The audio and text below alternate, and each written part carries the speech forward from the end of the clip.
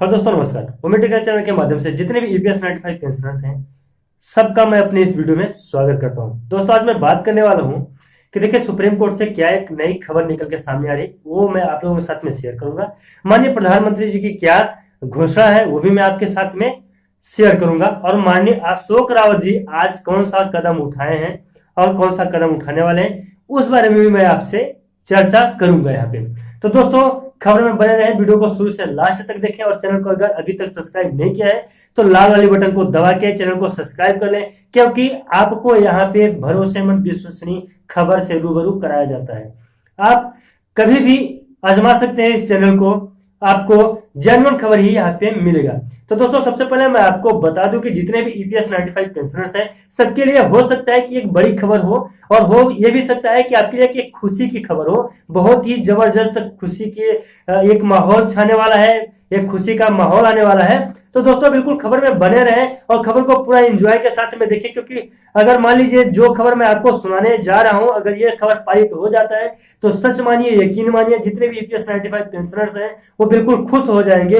तो चलिए खबर को शुरू करते हैं। तो जो खबर निकल के सामने आ रही है, तो सबसे पहले मैं आपको बता दूं कि जो देश के माननीय प्रधानमंत्री नरेंद्र मोदी जी हैं, उनके माध्यम से निकल के सामने आ रही है। माननीय प्रधानमंत्री नरेंद्र मोदी जी ने एक घोषणा किया है, अहम फैसला लिया है, एक नतीजे पर पहुंचे हैं, एक मुद्दे को उछाला है। वो क्या है? ईपीएस 95 पेंशनरों के प्रति है। तो क्या है वो मैं अब तक देखिए, माननीय प्रधानमंत्री नरेंद्र मोदी जी नहीं चाहते कि ईपीएस 95 पेंशनर जितने भी हैं वो अपने उनका हक उनको ना मिले।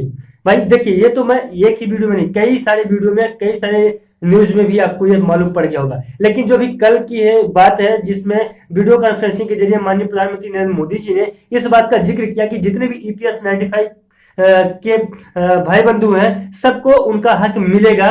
लेकिन कब तक मिलेगा इसका कोई जिक्र भी नहीं किया गया है। सिर्फ ये बताया गया है कि जितने भी ईपीएस 95 पेंशनर्स हैं वो बताया गया। और अहम बात ये बताया कि सुप्रीम कोर्ट की तरफ से क्या फैसला होता है। देखिए, ईपीएस 95 पेंशनरों का जो केस है सुप्रीम कोर्ट में लगभग 7 साल से लगातार चल रहा है, और 7 साल से सुप्रीम कोर्ट में यह केस चलने के बाद में एक नतीजे पे सुप्रीम कोर्ट पहुंचा है। देखिए, सुप्रीम कोर्ट क्या है, वो भी एक प्रकार से ईपीएस 95 पेंशनरों का ही पक्ष ले रहा है। लेकिन रुकावट उसको कहां पे आ रही है, बाधाएं क्या हो रही है, तकलीफ क्या है, इस बारे में भी हम चर्चा करेंगे। लेकिन सबसे पहले मैं आपको बता दूं कि जो ईपीएस 95 ने सुप्रीम कोर्ट ने ईपीएस 95 पेंशनरों के पक्ष में जो फैसला सुनाया है, तो क्या सुनाया है इस पे हम एक बार चर्चा कर लेते हैं, नजर डाल लेते हैं। सुप्रीम कोर्ट ने जो तो माननीय प्रधानमंत्री मोदी जी को एक लिखित रूप में पत्र दिया था, जिसमें इस चीज का साफ जिक्र है कि ईपीएस 95 पेंशनरों को उनका हक मिलना चाहिए। इसमें यह भी साफ साफ जिक्र है कि जितने भी ईपीएस 95 पेंशनर्स हैं, उनका जो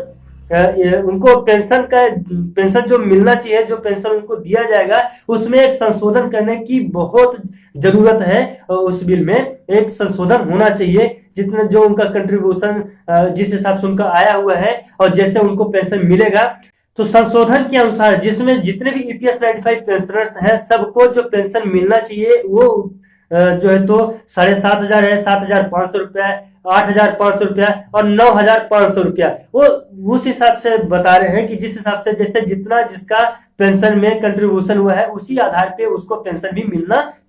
साथ में ही उसे महंगाई भत्ता और फ्री मेडिकल मिलना चाहिए। मेडिकल की सुविधाएं बिल्कुल फ्री होनी चाहिए, और महंगाई भत्ते के साथ साथ में उसको 7,500, 8,500 और 9,500 रुपए का उसको पेंशन मिलना चाहिए। तो मैं बता दूं कि अगर ये जो है तो बिल पास होता है, या इस प्रकार की जो है तो घोषणा की जा सकती है, तो जितने भी ईपीएस 95 पेंशनर्स हैं, लाखों करोड़ 65 लाख तकरीबन है, तो लाखों लोगों को इससे फायदा होगा। लेकिन मैं आपको ये भी बता दूं कि बहुत सारे ईपीएस 95 पेंशनरों को फायदा नहीं भी होगा। वो फायदा किसको होगा, किसको नहीं होगा, इसकी एक सूची ऑलरेडी जारी हो चुकी है। उस सूची को आप लोग चेक कर सकते हैं, देख सकते हैं कि किसका नाम है और किसका नाम नहीं है। ये बहुत पहले ही अब मैं आगे बात करूंगा एनएसजी के कमांडर माननीय अशोक रावत जी के, जो उन्होंने एक अहम फैसला लिया है, अहम नतीजे पे पहुंचने की कोशिश कर रहे हैं, और जितने भी ईपीएस 95 पेंशनर्स हैं सबका हक दिलाने की कोशिश कर रहे हैं, और जो तो उस हक को दिलाने के लिए पूरे जी जान मेहनत कर रहे हैं, अपने पूरे लगन, निष्ठा, श्रद्धा भाव से।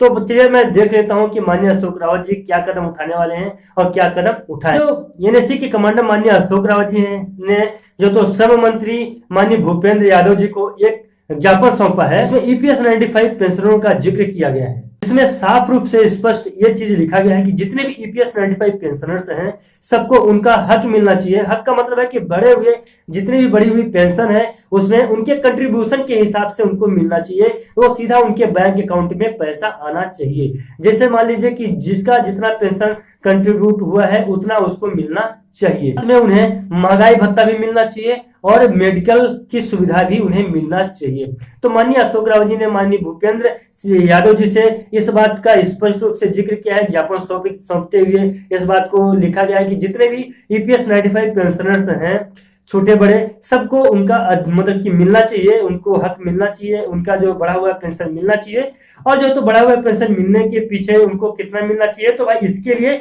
उन्होंने बोल दिया है कि जितना उनका कंट्रीब्यूशन है, जितना उनका सहयोग है पेंशन में, उसी हिसाब से आप उन्हें पेंशन दीजिए और उनको साथ साथ में मेडिकल की सुविधा दीजिए और महंगाई भत्ता दीजिए। इस प्रकार से माननीय अशोक रावत जी ने एक ज्ञापन सौंप दिया है। तो दोस्तों ये तीनों खबर मैंने आपको बता दिया क्रमशः बारी बारी से। आपको तीनों खबर में से किसका कार्य सराहनीय लगता है वो आप कमेंट बॉक्स में कमेंट कर सकते हैं। और अगर किसी को कोई नई जानकारी अगर मिली हो तो प्लीज कमेंट करके हमें बता दें।